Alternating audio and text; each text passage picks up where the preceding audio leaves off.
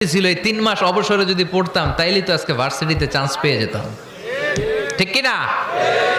এজন্য বিশ্বনবীর আল্লাহ বললেন, নবী ফাইদা ফারাগতা ফানসাব ওয়া ইলা রাব্বিকা ফারগাব।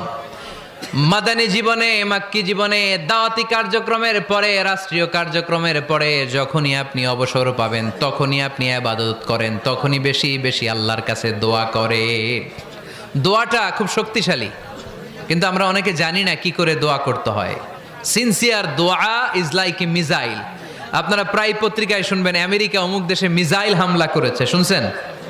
মিসাইল হামলা এমন হামলা, কত সেন্টিমিটার ব্যাগে যে কোন জায়গায় অ্যাটাক করবে, যেখানে মারার কথা ওখানে পড়বে। ঠিক দোয়াটা হচ্ছে মিসাইলের মতো। আপনি যদি দোয়ার মতো দোয়া করতে জানেন, ওই দোয়াটাও জায়গা মতো যে ভেদ করবে। চিল্লা এখন ঠিক কিনা? কিন্তু আমরা দোয়া করতে জানি না।